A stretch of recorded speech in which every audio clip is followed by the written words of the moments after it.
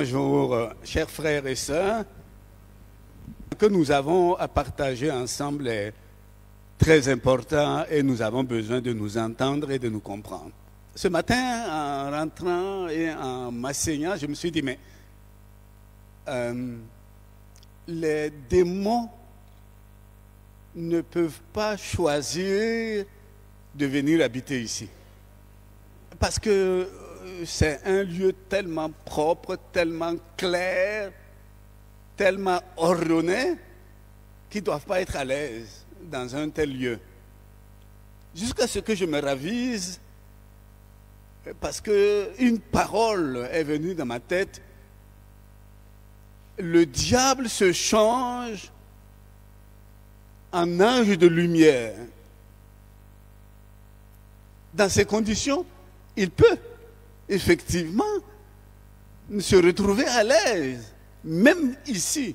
Et l'autre pensée qui m'est venue, c'est que ceux qui ont construit ce lieu ont décidé de travailler de manière à ce que les démons ne se sentent pas à l'aise ici, en formant les membres de cette église pour qu'ils vivent dans la lumière, et ainsi les démons ne peuvent pas trouver leur lieu ici, parce qu'ils ne peuvent pas trouver leur lieu dans les cœurs des membres de cette église.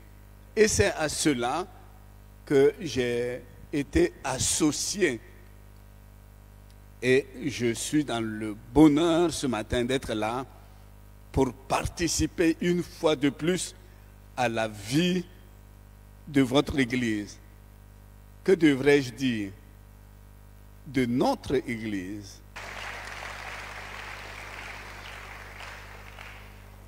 Chers frères et sœurs, vous connaissez le thème.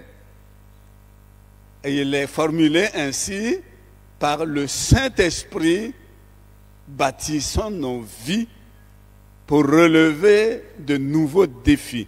Je voudrais vous faire quelques remarques avant d'arriver au Saint-Esprit. Tous ceux qui sont couvés, lorsqu'ils sont éclos et qu'ils ont poussé des ailes, ils prennent leur envol et disparaissent dans la nature. Ils ne reconnaissent plus qui est papa, qui est maman, qui est mon cousin, qui est mon frère.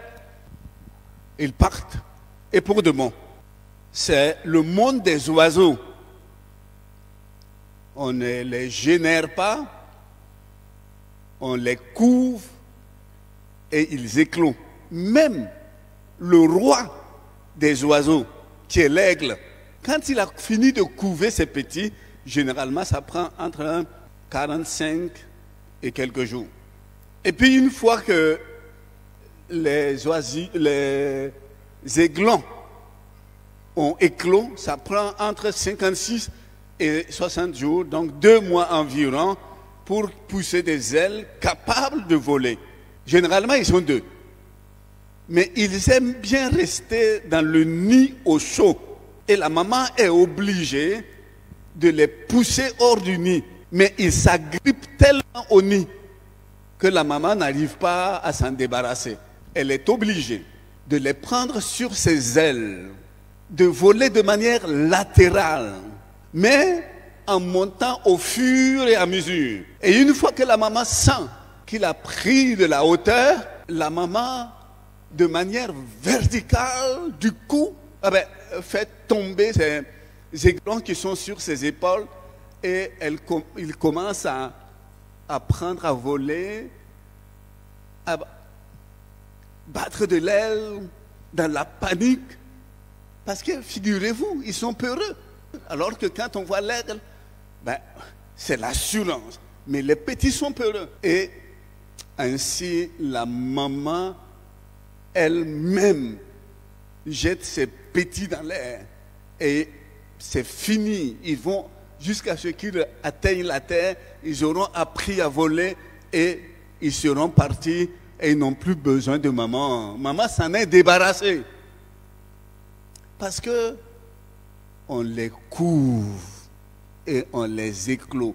Il n'y a pas de relations fortes entre les petits et leur mère. On ne les construit pas toute leur vie.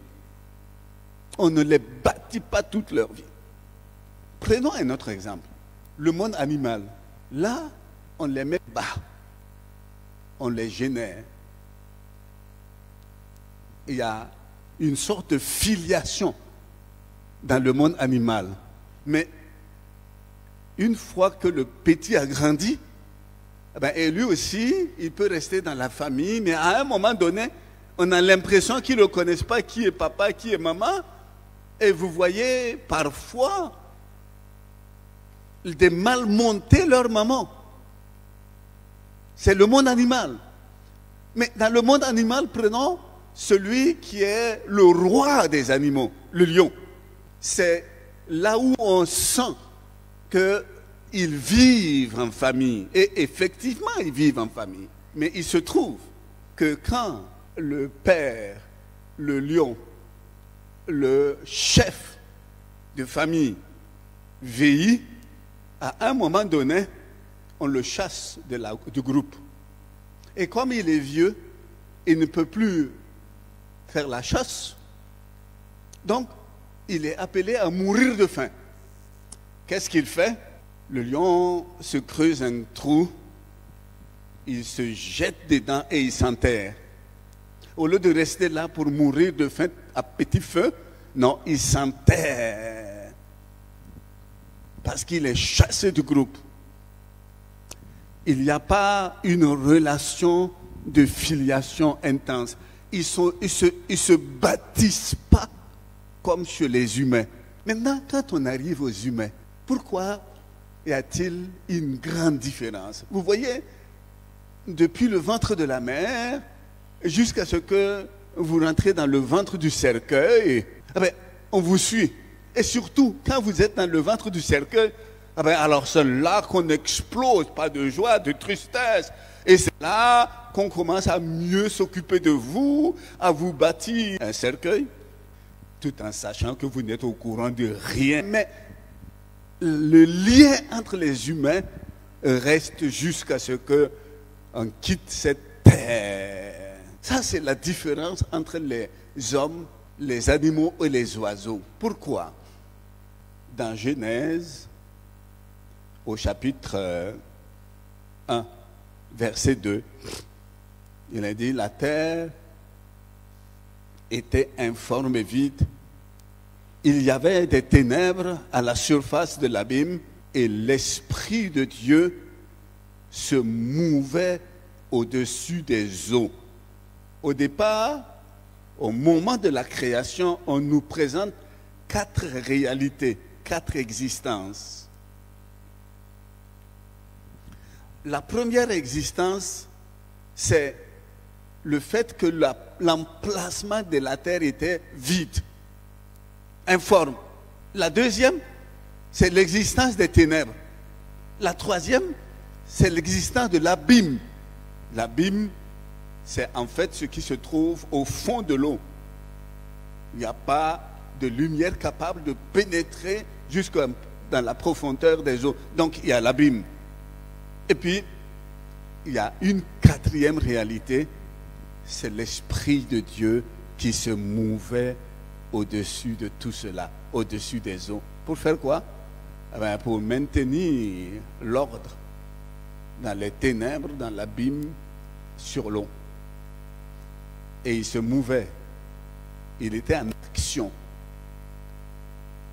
Et puis quand Dieu a voulu bâtir un monde, il va utiliser le verbe, la parole. La deuxième personne de la Trinité. Il faut faire la différence entre l'Esprit qui maintient l'ordre et le Fils de Dieu, la parole de Dieu qui crée. Et Dieu le Père qui ordonne la création. Chacun à son niveau fait son travail. Je voudrais vous faire remarquer ceci. Quand il agit de créer les poissons, les animaux et les oiseaux, Dieu n'a donné que le pouvoir à l'eau, un pouvoir créationnel à l'eau, et l'eau a créé tous les poissons qui y vivent et tous les animaux aquatiques. Ce n'est pas Dieu qui s'est assis et qui les a fabriqués. Dieu a dit à l'eau de créer et l'eau a eu le pouvoir de créer tout ce qui existe dans l'eau. Revenez à la parole, lisez-le tranquillement et vous allez voir que c'est le cas. Quand Dieu a voulu créer des animaux, Dieu a donné un pouvoir créationnel à la terre en lui disant « produis des êtres vivants ». Et quand Dieu a voulu créer les oiseaux, il a donné un pouvoir créationnel à ce qu'il avait déjà créé, qui existait, et c'est eux qui ont créé les poissons, les oiseaux. Maintenant, on arrive à l'homme. Comment l'homme va être créé? L'homme va être bâti. Dieu s'est assis, il a pris de la poussière. Au lieu de dire à la terre, produis des hommes, non. Il a pris de la poussière et il a bâti l'homme.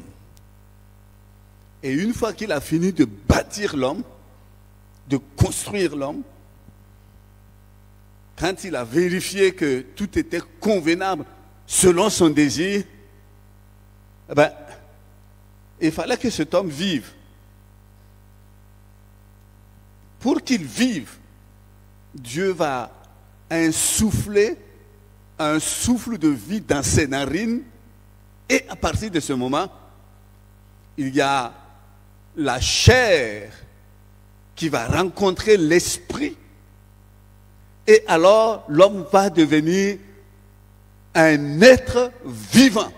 Ce qui va faire toute la différence avec les poissons. Dieu a donné à l'eau le pouvoir de les créer. On ne sait pas comment l'eau s'est arrangée pour leur donner un souffle. Les animaux, pareil, mais pour l'homme, c'est clair. Dieu, une partie de Dieu, cet esprit qui se mouvait au-dessus des eaux dès le départ. Quand Dieu a fini de créer l'homme, il a envoyé cet esprit dans l'homme, et c'est ainsi que l'homme est devenu un être vivant. Et du même coup, l'homme va être supérieur à toutes les autres créatures qui ont été créées par autorisation expresse de Dieu, par pouvoir délégué de Dieu. Pour créer l'homme, Dieu n'a pas délégué son pouvoir. Il a utilisé son pouvoir pour bâtir l'homme. C'est pour cela que l'homme ressemble à Dieu.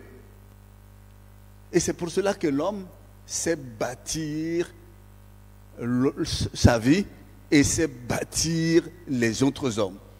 Quand un homme ne sait pas se bâtir et ne sait pas bâtir l'autre homme, il n'est pas à l'image de Dieu.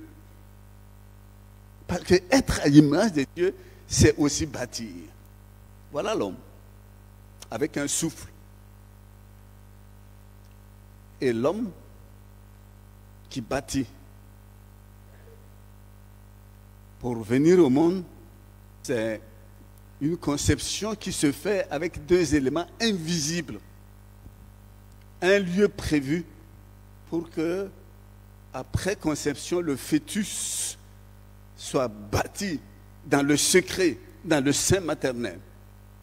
Et au bout de 9 mois, la femme met au monde cet enfant, pas pour le rejeter comme l'aigle, non, pour encore continuer à construire cet être sur le plan physique, sur le plan mental et sur le plan spirituel. Et cet enfant va grandir et il va être bâti par non seulement la maman, mais le papa, les tantes, toute la famille, jusqu'à ce que les instituteurs, les professeurs interviennent pour bâtir cet homme. Jusqu'à ce que cet homme lui-même commence à prendre la construction de sa propre vie en charge. C'est ça l'homme. C'est ça son évolution normale. Et c'est ce que Dieu attend de chacun de vous. Je voudrais ici parler aux jeunes. Si vous êtes là, bâtir sa vie là, c'est à vous de prendre votre vie en charge. Mon père et moi, quand j'avais 13 ans, je n'avais pas encore fini l'école primaire. Et comme mon père était mort, personne pour m'aider. Et finalement, j'étais malheureux, très malheureux. Et j'allais à l'église, mais je n'étais pas encore converti. Mais on me disait qu'on peut prier. Donc, j'ai prié. J'ai dit à Dieu, tu vois, je rate quelque chose. Je ne vais pas pouvoir bâtir ma vie. C'est comme ça que je suis venu en Côte d'Ivoire. Et quand je suis arrivé, une Suissesse et une Hollandaise avec lesquelles je travaillais ont vu que je n'étais pas si idiot que ça. Et c'est elles qui m'ont remis à l'école. Et dès que j'ai pu retourner à l'école, j'ai compris. Je vais bâtir ma vie. Et j'ai l'impression qu'elle est bâtie.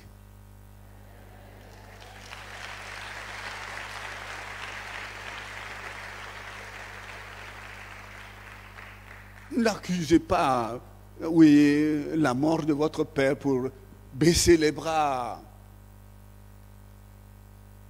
Ayez une vision, ayez un objectif, ayez un plan pour bâtir votre vie. Bon, ici, on roule en bus et en bagarre.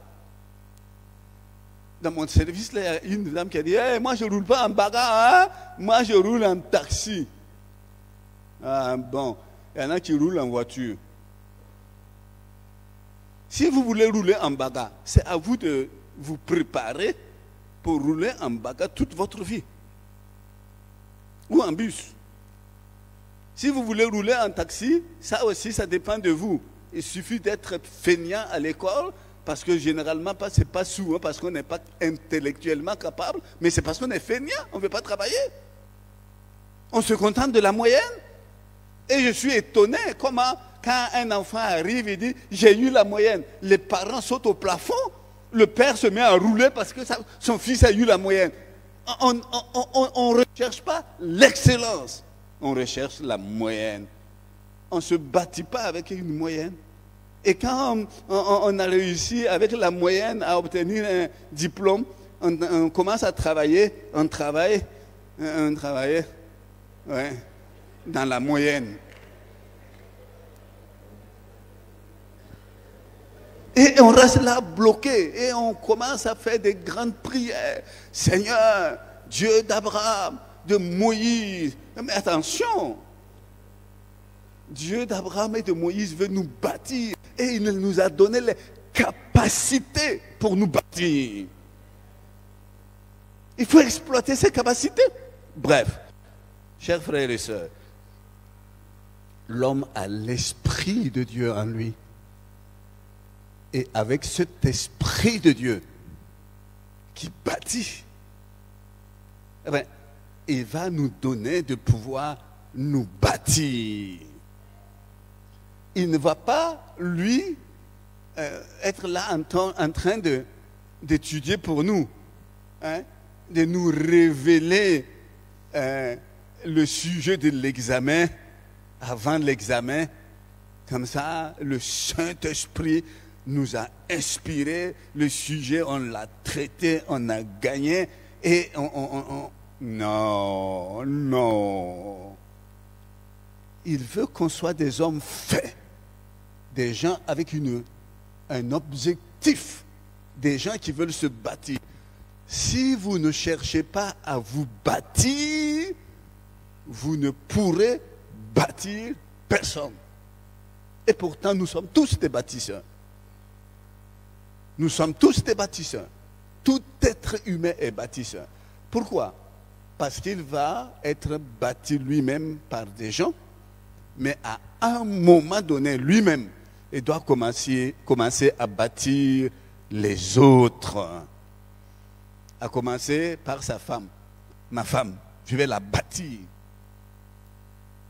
Je la prends de ses parents qui étaient en train de la bâtir, je l'amène chez moi pour la bâtir. Au bout d'une année, il y a un bébé qui arrive. Et il faut bâtir ce bébé. Et généralement, c'est au bout de combien de temps après, il y a un autre là. C'est 2 ans, 3 ans. Je mets 3 ans. Hein, pour que les célibataires ne commencent pas à dire tous les 2 ans un bébé. Parce qu'il faut les bâtir. Il ne faut pas seulement les mettre au monde. Il ne faut pas les générer seulement. Il faut les bâtir. Et on se fabrique 6, 7, 8 enfants. On n'est même pas capable de se bâtir, toi et ta femme. Et tu vas chercher jusqu'à 8 enfants à bâtir. Et après tu dis, Seigneur, hey, il y a trop de problèmes. Il y a le diable. Oh, le diable. Il nous attaque. Et non. Il faut avoir des objectifs. Il faut être clair avec ce qu'on veut faire de sa vie. Soyons responsables. Et l'Esprit de Dieu qui est en nous veut nous rendre responsables. Pour que nous puissions non seulement nous bâtir, mais notre mission sur terre, ce n'est pas seulement nous bâtir nous, mais c'est bâtir aussi les autres. C'est ce que Néhémie va faire. C'est un homme qui m'impressionne. Un homme particulier. Néhémie s'est bâti. Vous savez, il n'est pas né en Israël, Néhémie. Il est né en exil, à Perse. Donc, il n'a jamais vécu en Israël. De temps en temps, il est certainement venu, il a vu le temple, il a vu la muraille. Mais il a fait sa vie, il s'est bâti en Perse. Parce qu'il était l'échanson de l'empereur perse. Le rôle de l'échanson est essentiel dans la vie d'un royaume. Ce n'est pas n'importe qui un échanson. Il est bien payé, très bien payé. Vous savez pourquoi? Parce que d'abord, ce n'est pas un idiot. On ne prend pas un idiot pour être échanson. Il va vider la cave pour lui-même. Il va devenir un soulard. Non. C'est quelqu'un de très intelligent, de très organisé, et quelqu'un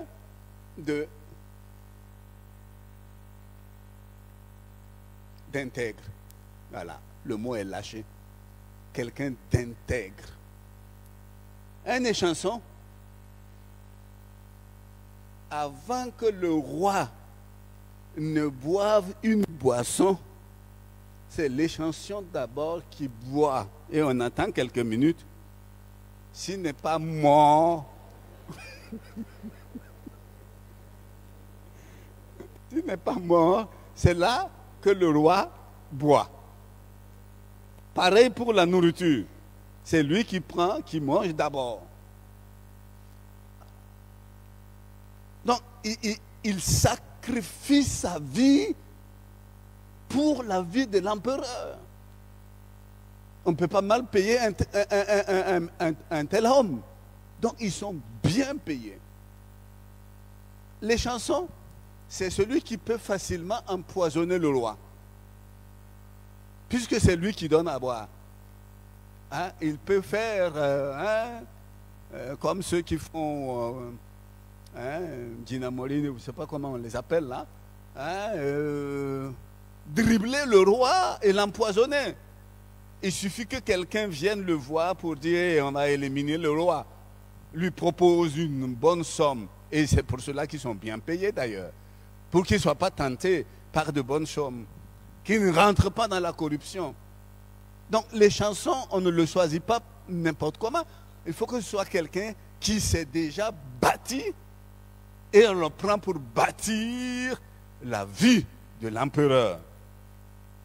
Il ne faut pas oublier que c'est lui qui est en train de bâtir la vie de l'empereur. Mais il faudrait que lui-même, il se soit bien bâti là-dedans.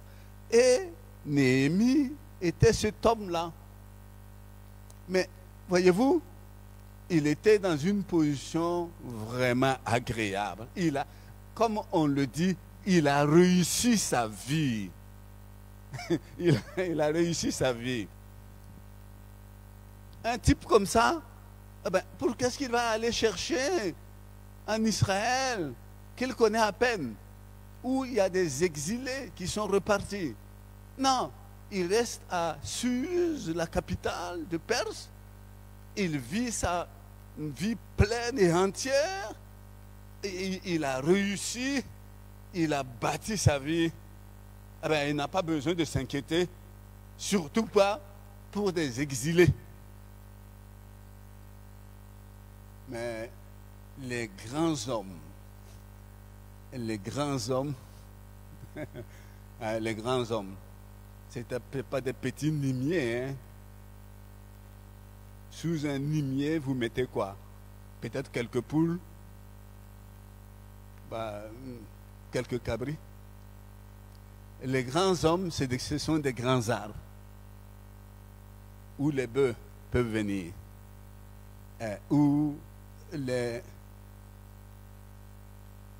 moutons, brebis peuvent venir, où les poules peuvent venir, où les hommes peuvent venir. Ça, c'est pour en bas.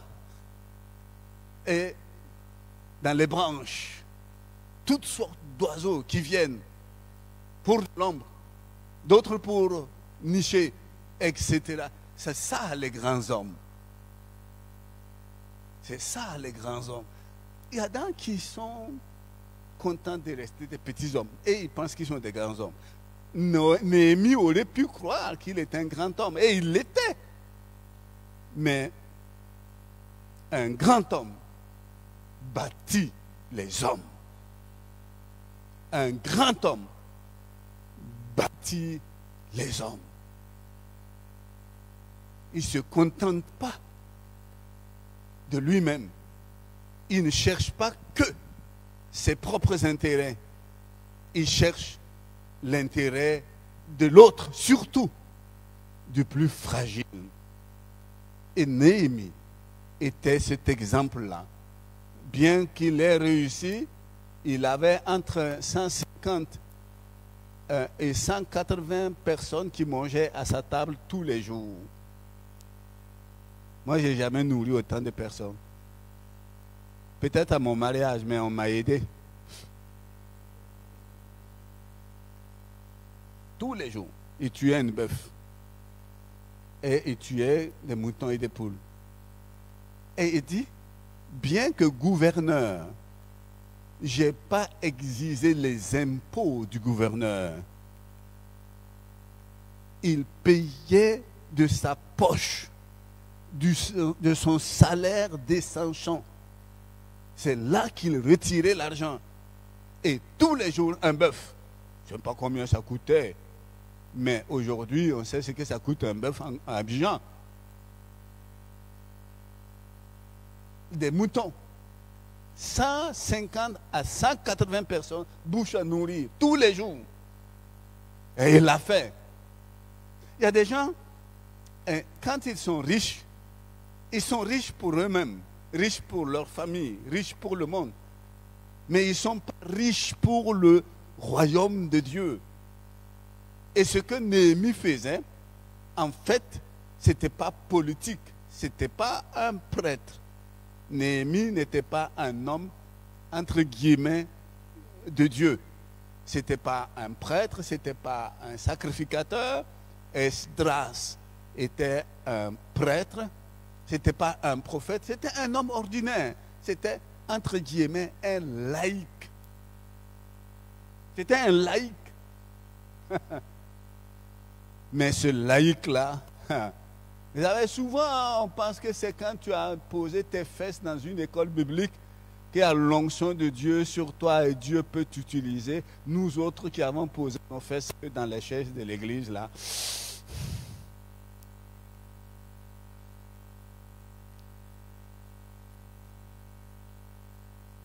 Un laïc. Et quand ce laïc a entendu que les murailles de Jérusalem étaient détruites, que les portes étaient brûlées, le temple avait déjà été reconstruit depuis 70 ans. Le temple avait été déjà reconstruit depuis 70 ans. Mais les murailles sont restées en ruine. Donc tous les ennemis pouvaient venir attaquer sans problème. Non seulement le temple, mais attaquer les habitants de Jérusalem. Cet homme, quand il a entendu, il a dit, mais comment? Il y a un problème de sécurité. Ça, c'est un. De deux, mais comment la maison de Dieu est livrée aux pillards, aux bandits et aux autres? La maison de Dieu n'a pas de sécurité. Et moi, ici, j'ai une sécurité, j'ai une garde. Vous vous rappelez? Quand il devait aller pour bâtir, on lui a donné comment on appelle ça? Des généraux. On lui a donné des officiers. On lui a donné des officiers qui l'accompagnaient. On lui a tout donné. Ce n'est pas un petit quelqu'un. C'était un grand homme. Il dit, moi, je suis bien ici. Et les tombes de nos aïeux, le temple où Dieu a adoré est livré aux pillards. Non, je vais rebâtir la muraille qui entoure le temple. C'était un acte éminemment spirituel, pas un acte politique. Bien qu'il ait utilisé la politique pour atteindre ses fins. Donc c'était un homme qui voulait, qui premièrement avait une vision. Et quand vous avez une vision et la vraie, elle ne se tourne pas autour de vous. Une vision ne tourne pas autour de nous. Ah, j'ai la vision que je suis devenu grand. J'ai la vision que je dors dans une maison à étage. J'ai vu la vision que j'ai une voiture, comme on l'aime là, noire, une grosse bagnole noire. Ouais, c'est noir qu'on l'aime. Hein. J'ai la vision, et la vision là s'arrête à nous.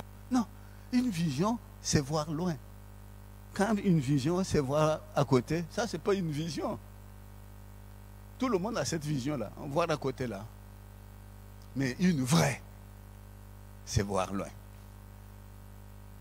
Deuxièmement, une vision, c'est rechercher la gloire de Dieu. Troisièmement, une vision, c'est secourir les plus vulnérables. Et c'est ce que Naomi va faire. Il avait une vision. Et quand vous avez une vision, la deuxième chose à faire, c'est de prier. Il ne faut pas dire j'ai de l'argent, j'ai de la notoriété, je peux obtenir des soldats, une garde, je peux nourrir de 150 personnes, et puis on se lève et on s'embarque. Non. Quand on a une vision, et j'ai démontré au début que c'est l'Esprit de Dieu en nous qui fait la différence avec les animaux et les oiseaux. Donc, quand c'est cet esprit qui nous pousse, nous donne une vision, c'est toujours pour bâtir les autres. Et Néhémie, bien qu'il avait les moyens, il a commencé par prier. Et par 11 fois, Néhémie a prié dans son livre. Par 11 fois, il a prié. Il a invoqué Dieu. Vous savez, facilement, hein, on s'appuie sur soi-même. Alors que la Bible dit que ce n'est ni par la force, ni par l'intelligence, mais c'est par mon esprit. Une vraie vision est toujours accompagnée de la prière. Une vraie vision, elle demande un leadership. Il ne suffit pas de voir. Il faut pouvoir rassembler autour de sa vision des hommes et des femmes. Ça, je suppose que ce n'est pas docteur Daniel Dao qui a construit tout cela. Je ne pense pas que ce soit son intelligence qui a conçu tout cela. Il a eu la vision. Il a rassemblé un certain nombre d'hommes et de femmes. Il a partagé la vision.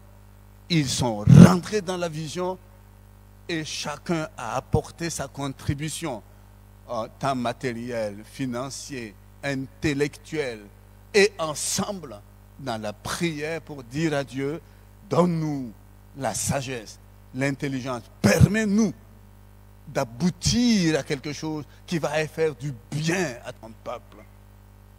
Le leadership, s'organiser. Il ne faut pas, comme on le fait, ouvre ta bouche et je le remplirai. Ça, c'est les pasteurs paresseux.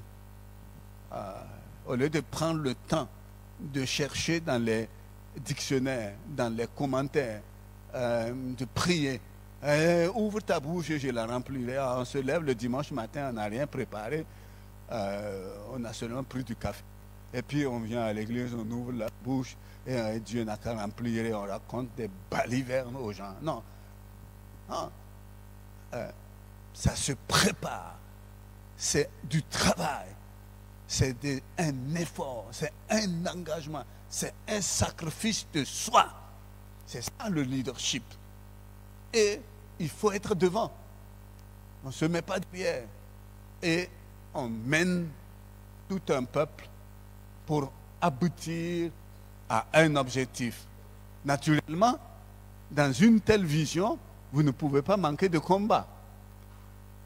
Souvent, l'an passé, j'ai envoyé mes vœux à mes amis. Et bon, moi, je suis un peu particulier.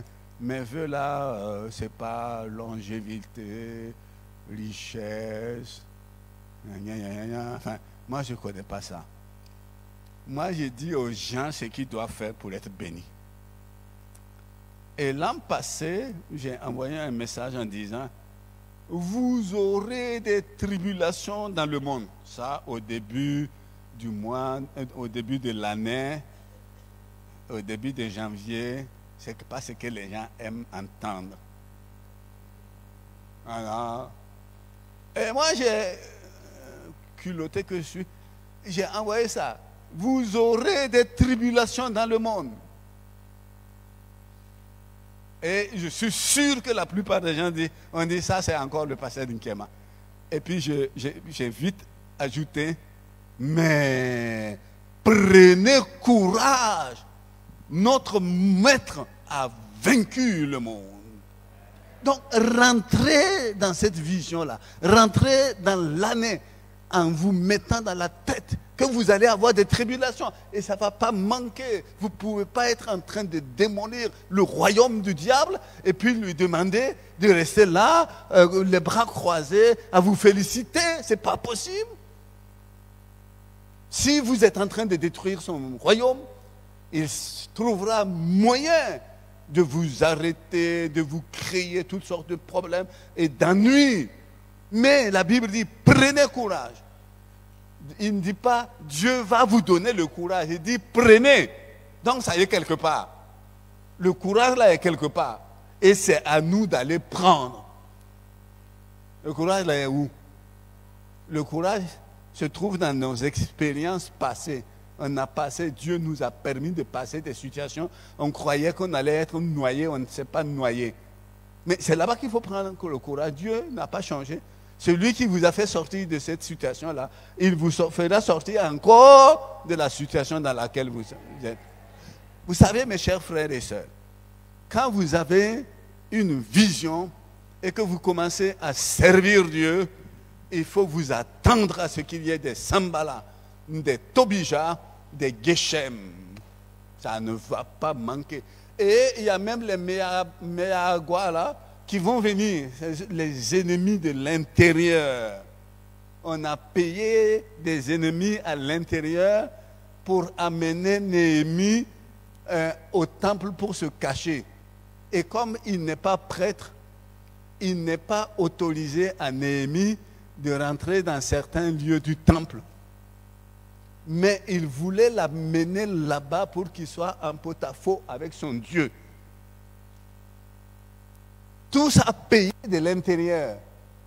Et généralement, les ennemis de l'intérieur sont plus dangereux que les ennemis de l'extérieur. Mais vous aurez tous les deux. Ceux de l'extérieur comme ceux de l'intérieur. Si ce n'est pas encore arrivé, il faut attendre, ça va venir. Quand vous avez une vision, que vous commencez à la mettre en pratique, eh bien, les tribulations vont venir. Mais quand vous allez voir arriver les tribulations, réjouissez-vous, car le réveil arrive. Vous savez, la partie la plus ténébreuse de la nuit, c'est la partie qui précède l'aurore. Je reprends. La partie la plus ténébreuse de la nuit, c'est la partie qui précède l'aurore. Donc, quand vous êtes dans une obscurité presque totale, prenez courage. L'aurore arrive. Et quand Néhémie et son peuple ont réalisé en 52 jours leur travail, eh bien, ils ont dit, voyez-vous, on a reconstruit la muraille. Mais les hommes qui étaient là et qui n'avaient aucune vision par rapport à la construction de la muraille, il faut les construire eux aussi pour qu'ils aient une vision. Les hommes qui venaient prier au temple et qui ne se souciaient pas du fait que la muraille n'est pas construite et que le temple était vulnérable par rapport au pillage, mais ces hommes-là, il faut les reconstruire. Il faut construire ces hommes-là.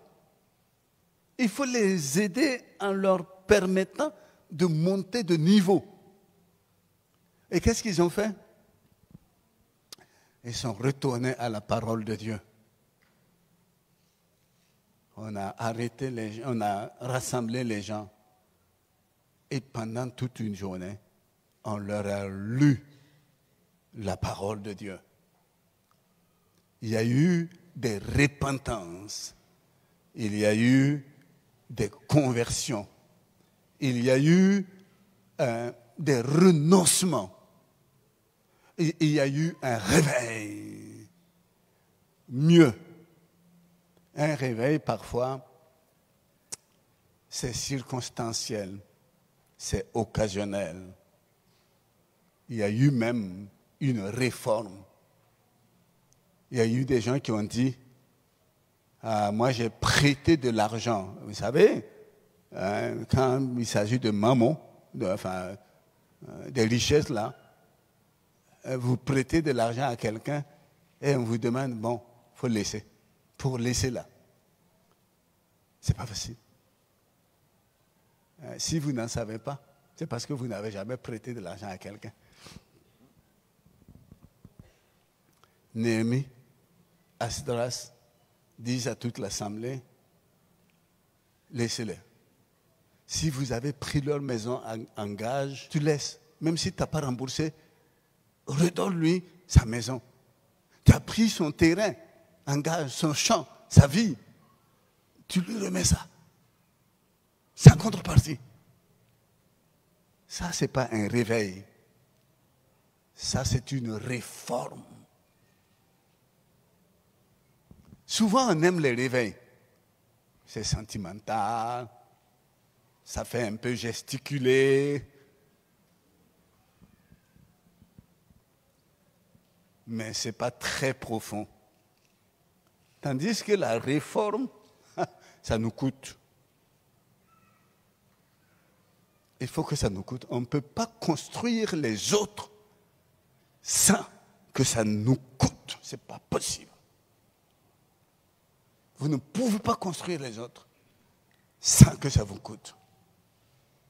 Mais, si c'est Dieu qui vous a donné la vision, mais vous voyez, vous avez eu la vision de construire une maison, elle est construite. Mais ça a coûté. J'ai même entendu dire que ça n'a pas coûté aux Blancs. Hein. Que ça a coûté à vous. Ouais. C'est à vous. Parce que Dieu a béni certains parmi vous qui ont les moyens de construire la maison de Dieu. Et vous avez été attentifs. Oh, quand moi je pense à tous ceux qui... J'ai mis en place un groupe.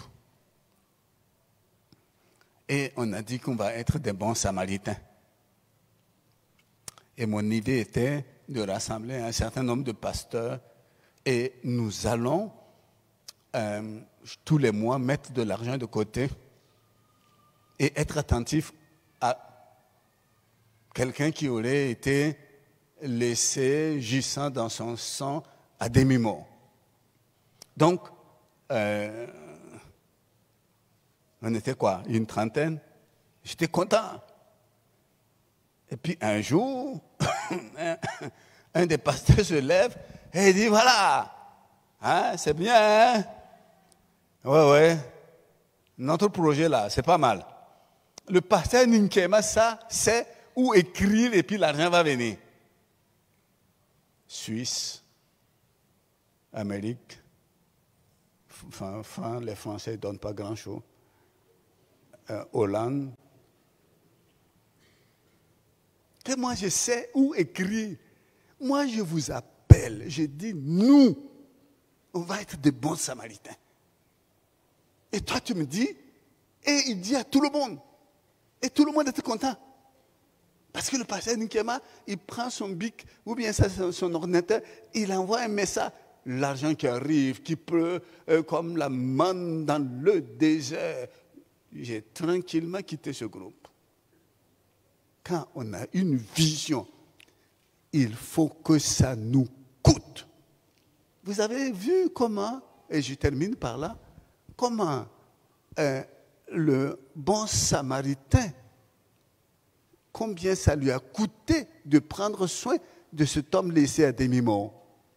Ce sont des brigands qui sont venus le dépouiller. Et quand il est arrivé, il n'a pas cherché où se trouvent les brigands. Ce n'était pas sa préoccupation. Qui a brûlé les portes des murailles. Ce n'était pas la préoccupation de Néhémie. Ah, la chose est faite. Il y a quelqu'un qui est laissé à demi-mort. Moi, je peux faire quoi? D'autres ont fait ce travail. Et moi, je fais quoi?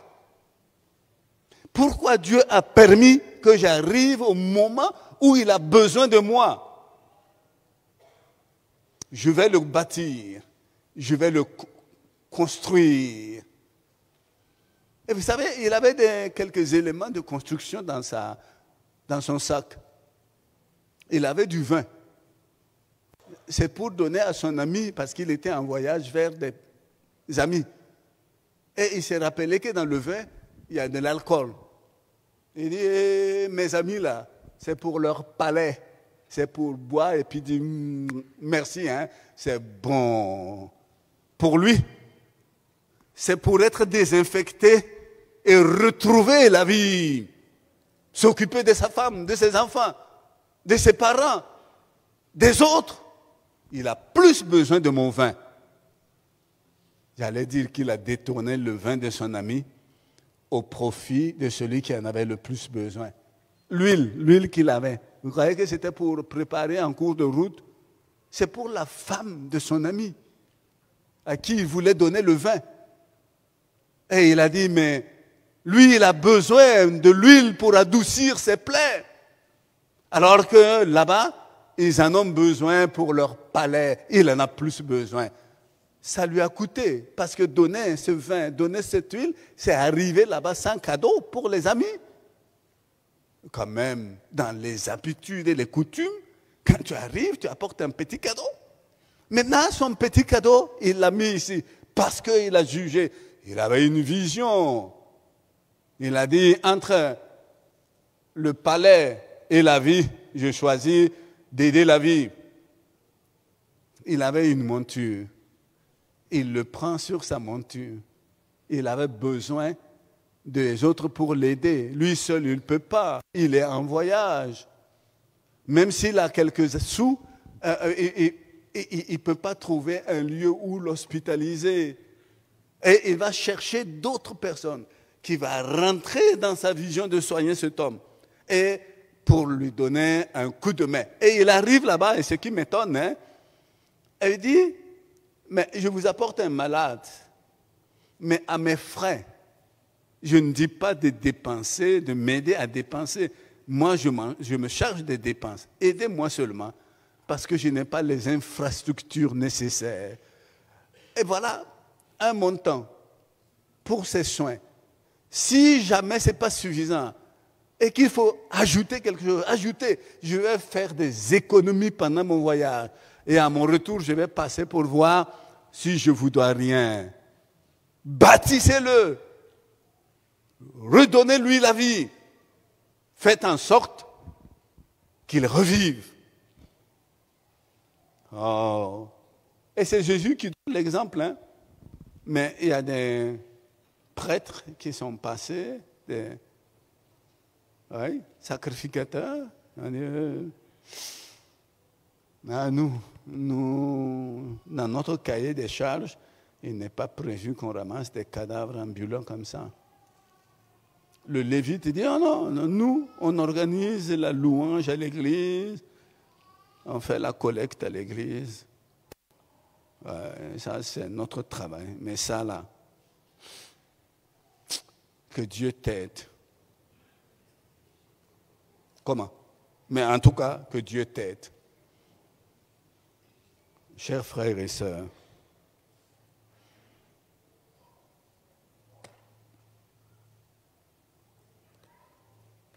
avons-nous déjà construit une vie?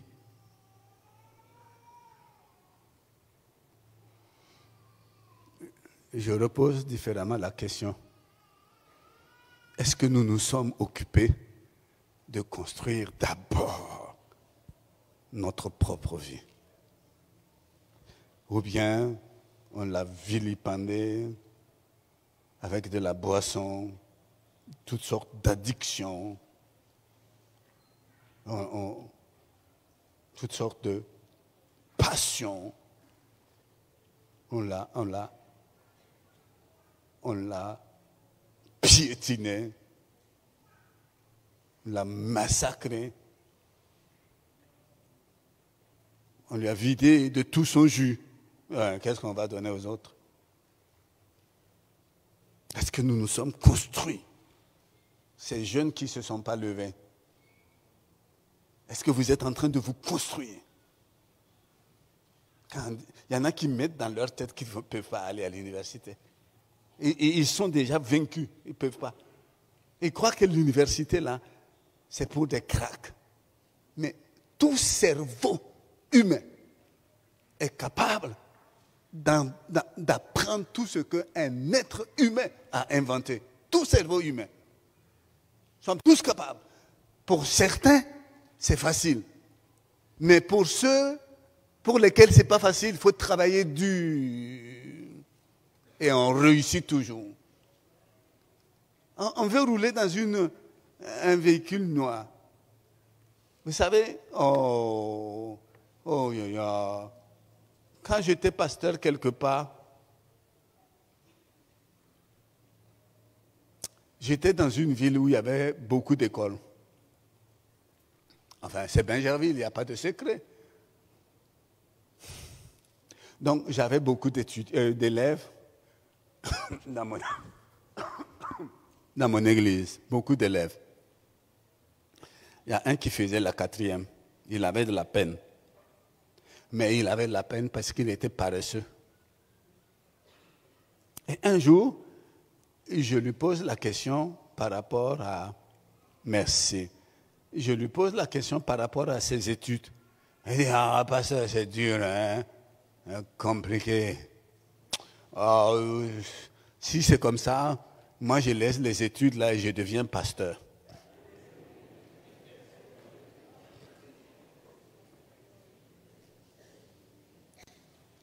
Il m'a déchiré. Et effectivement, il est devenu pasteur.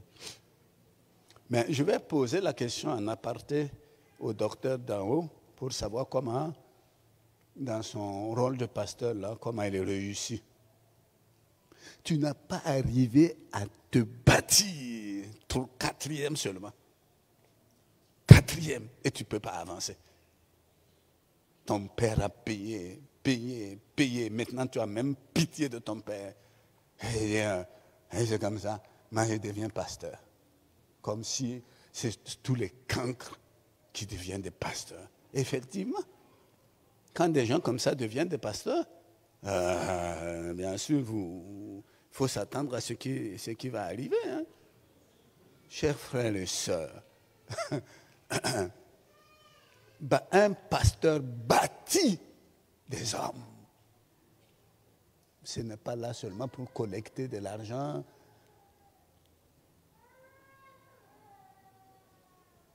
Pour écrire en Europe pour dire ma femme est malade et si dans les 5 heures qui arrivent, vous n'envoyez pas de l'argent, je vais l'enterrer. On fait susciter les émotions là-bas. Ça sert un pasteur?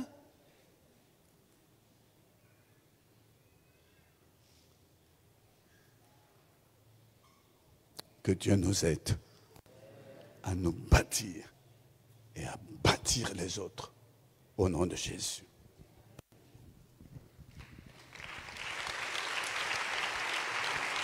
Difficile est le chemin qui mène au paradis. Mais si tu te donnes à Jésus, tu auras